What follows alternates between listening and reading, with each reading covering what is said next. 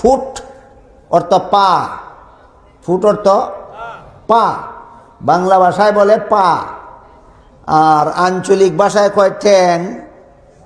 ঠ্যাং কইলে বুঝেন আপনারা? আঞ্চলিক ভাষায় কি কয়? ঠ্যাং। বাংলা ভাষায় বলে পা, ইংরেজিতে কয় ফুট। আর বল কোনো গোল জিনিসকে বলে। এক প্রকার কলম আছে, এই কলমের মুখের মধ্যে ছোট্ট সরিষার বিন্দুর মতো একটা গোল জিনিস থাকে, এটা ঘুরে ঘুরে কালি বের হয় আর লেখা হয়। এই জন্য এইরকম কলমকে বল পেন বলা হয়। বলুন বল পেন কেন? তার মুখের মধ্যে বল আছে। বল পেন কেন? তার মুখের মধ্যে বল আছে। বল কোন জিনিসের নাম? কোন গোলকের নাম। বল গোলাকার একটা জিনিসের নাম। গোল একটা জিনিসকে ঠ্যাং দিয়ে লাথি মেরে খেলে, এই জন্য খেলার নাম ফুটবল। এই জন্যই এটা মাথায়, এটা হাতে লাগলে বেয়াদবি হয়। কোনো ফুটবল খেলোয়াড়ের বল যদি হাতে লেগে যায় তাহলে তার খেলার বিধান মতে একটা অপরাধ হয়, এটার মাসুল দিতে হয় তার। বুঝেন কি কথা? বলেন ফুটবল খেলোয়াড়ের হাতে যদি বল লেগে যায় তাহলে প্রশংসা পায় না তিরস্কার পায়? কেন কেন? ঠ্যাঙ্গের জিনিস হাতে লাগাইলা কেন? ঠ্যাঙ্গের জিনিস হাতে লাগাইলে যদি তিরস্কারের যোগ্য হয়, এবার বলুন মাথায় লাগলে কত বড় জঘন্যতম তিরস্কার হওয়ার কথা। কিন্তু এই খেলার সিস্টেম হইল, এই ঠ্যাঙ্গের বল মাথায় নিতে পারলে বড় গর্ব হয়, গৌরব হয়। আমি বলতে চাই, ঠ্যাঙ্গের বল মাথায় নিয়ে যারা গর্ব করতে পারে, এরা তো জুতাও মাথায় নিয়ে বাজারে যেতে পারে। জুতা মাথায় নিয়ে বাজারে যায় আপনাদের কেউ? গেলে মানুষে পাগল বলবো কিনা? কেন? তুই বেটা ঠ্যাঙ্গের জিনিস মাথায় লাগাইলে কেন?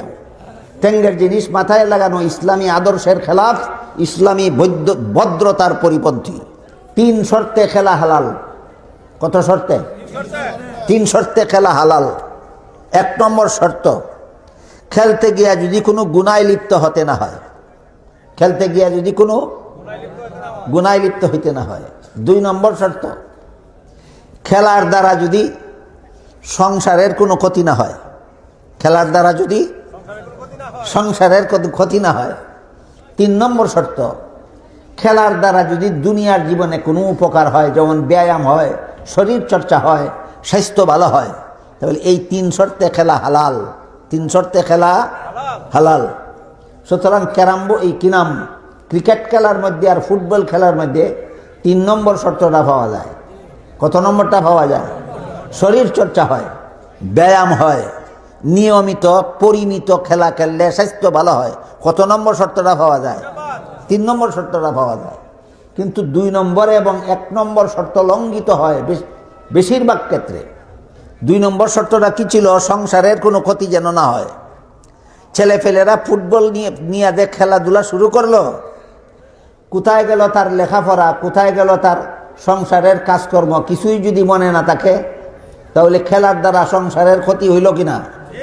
এই খেলা হালাল নয়।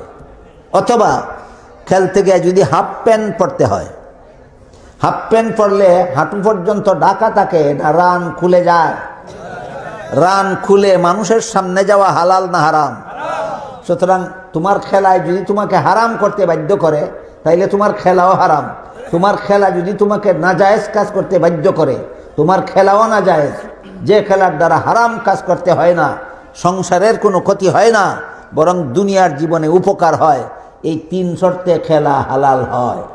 আপনি যদি হাফ প্যান্ট না পরে ফুল প্যান্ট পরে যদি খেলেন, ফুল প্যান্ট পরে যদি খেলেন, আর খেলার কারণে যদি লেখাপড়ার ব্যাঘাত না হয়, খেলার কারণে যদি সংসারের কোনো ব্যাঘাত না হয়, তাহলে আপনার ফুটবল খেলা জায়েজ হওয়ার কথা।